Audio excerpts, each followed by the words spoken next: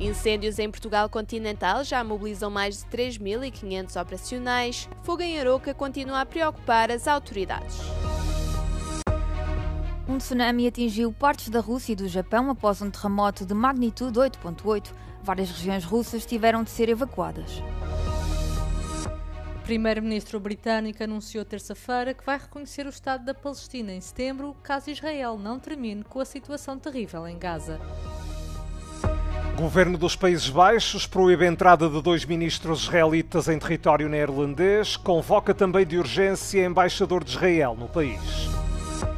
Vão ser queimados em França contraceptivos que Estados Unidos recusaram enviar para países pobres no valor de 8,5 milhões de euros.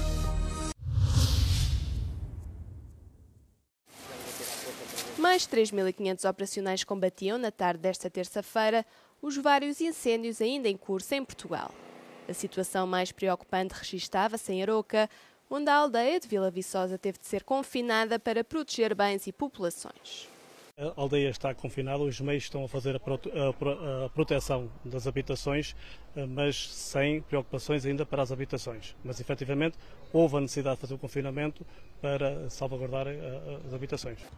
O fogo em Aroca atingiu também os passadiços do Paiva que foram encerrados. Os esforços no terreno têm sido muitos para tentar conter as chamas. Os colegas que trabalham nos passadiços estão no outro lado, junto ao vale, a tentar que evite também prolongar-se para o outro lado. Ponte da Barca, Penamacor e Nisa são outras das situações que continuam a preocupar as autoridades. Segundo a Proteção Civil, dezenas de meios aéreos estão empenhados no combate aos incêndios por todo o país.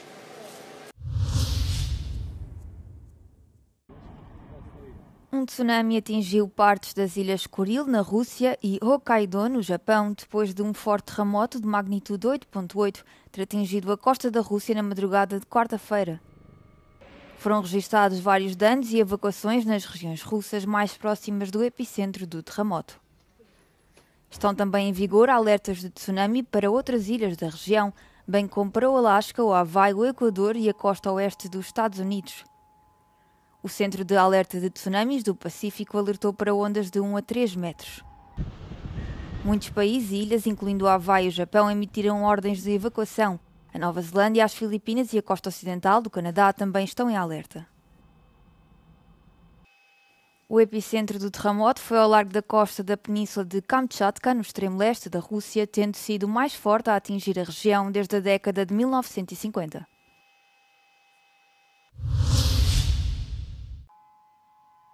As primeiras ondas de tsunami provocadas por um enorme terremoto ao largo da Rússia atingiram o estado insular do Havaí. As sirenes soaram e as ordens de evacuação foram acionadas, uma vez que o estado está em alerta máximo de tsunami. Os voos que entram e saem da ilha de Maui estão em terra.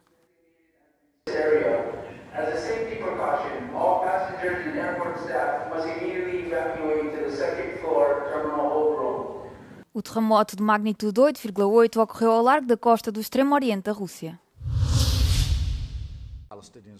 O primeiro-ministro britânico Keir Starmer disse na terça-feira que o Reino Unido reconhecerá o Estado palestiniano em setembro, a menos que Israel concorde com o cessar-fogo em Gaza.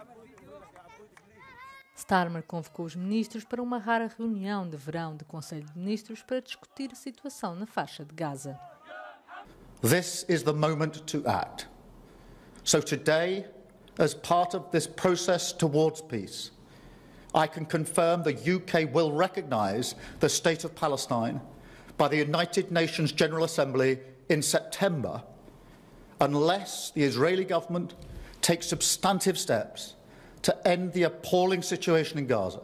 O primeiro-ministro britânico acrescentou que Israel precisa de tomar medidas para uma paz a longo prazo, reavivando a perspectiva de uma solução de 2 Estados.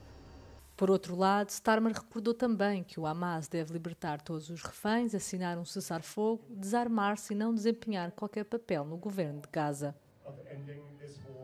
França, que também vai reconhecer o Estado da Palestina em setembro, congratulou-se com o anúncio do primeiro-ministro britânico e, através de uma publicação na rede social X, o ministro dos Negócios Estrangeiros, Jean-Noël Barrot, afirmou que o Reino Unido se juntava à dinâmica criada pela França para o reconhecimento da Palestina. Poucas horas antes do anúncio de Keir Starmer, um observatório para analisar a gravidade da insegurança alimentar, apoiado pela ONU, afirmou que o pior cenário de fome está atualmente a desenvolver-se num enclave. O governo dos Países Baixos proibiu a entrada no país de 2 ministros israelitas de extrema-direita. São eles Itamar Ben-Gvir, ministro da Segurança Nacional, e Bezalel Smotrich, ministro das Finanças. O chefe da diplomacia neerlandesa acusa ambos de incitarem repetidamente à violência contra os palestinianos e de apelarem para uma limpeza étnica na faixa de Gaza.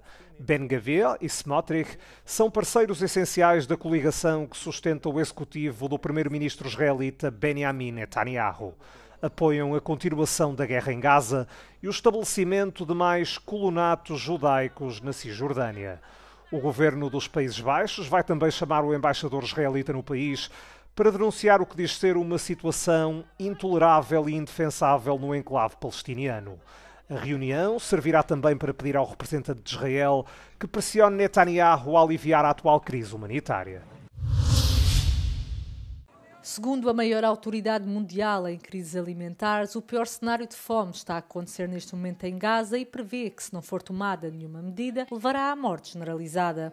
A classificação integrada das fases de segurança alimentar, também conhecida por IPC, apoiada pelas Nações Unidas, afirma haver provas crescentes que mostram que a fome generalizada, a subnutrição e as doenças estão a provocar um aumento das mortes relacionadas com a fome.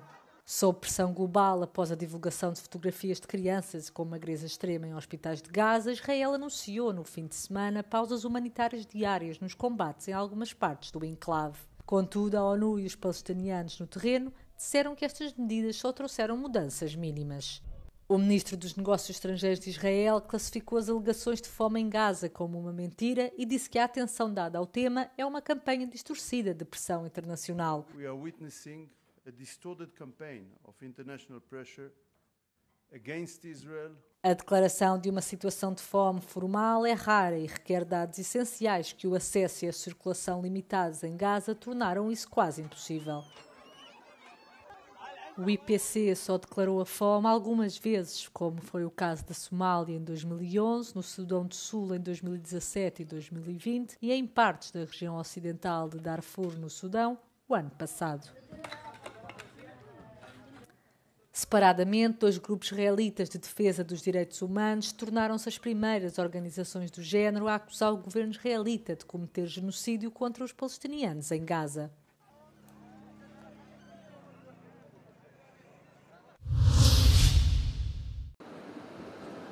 A Agência de Segurança Interna da Polónia concluiu que um cidadão colombiano cometeu crimes de terrorismo no país em nome da Rússia. Segundo as secretas polacas, o jovem de 27 anos seguiu ordens de Moscovo para incendiar 2 armazéns de materiais de construção em maio do ano passado. Foi nas cidades de Varsóvia e Radom. Nie mamy dzisiaj wątpliwości, że ta aktywność rosyjska, ona także dotyczy pewnych zorganizowanych środowisk politycznych i że destabilizacja sytuacji na granicach, próba paraliżowania pracy naszych służb, bardzo blisko są tych drastycznych akcji dywersyjnych, takich jak próby podpaleń czy pobić. A Polónia afirma que a Rússia incentiva os sul-americanos presentes no território da União Europeia a cometerem crimes em troca de dinheiro. O antigo presidente da Colômbia, Álvaro Uribe, foi condenado por suborno de testemunhas num caso que remonta a 2012. Um tribunal de Bogotá considerou que Uribe tentou alterar depoimentos que o ligavam a grupos paramilitares de direita. É o primeiro ex-chefe de Estado colombiano alvo de uma condenação judicial. O veredito oficial será lido na sexta-feira e a pena pode ir até aos 12 anos de prisão. Uribe diz que está a ser perseguido. Espera-se que haja recurso da decisão.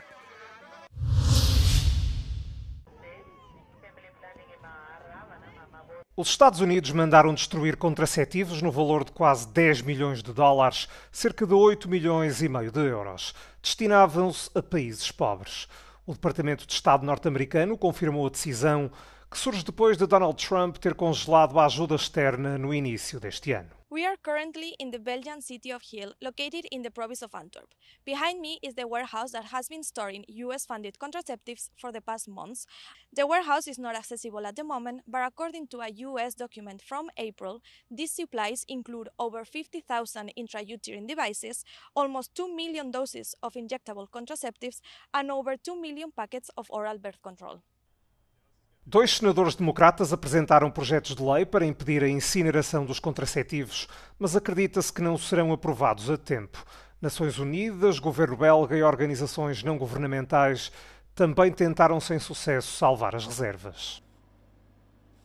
Aujourd'hui, ce que ça signifie, la destruction de ces contraceptifs, c'est la mise en danger de femmes partout dans le monde, et notamment en Afrique, puisqu'ils étaient destinés dans des pays pauvres en Afrique. Et c'est aussi la mise en danger, parce qu'on parle d'implants, on parle de préservatifs, et des préservatifs, c'est ce qui protège aussi des infections sexuellement transmissibles, c'est ce qui protège du VIH. Os contraceptivos armazenados na Bélgica vão agora ser destruídos em França numa instalação dedicada a resíduos médicos. O Partido Verde francês enviou uma carta a Emmanuel Macron e à Comissão Europeia.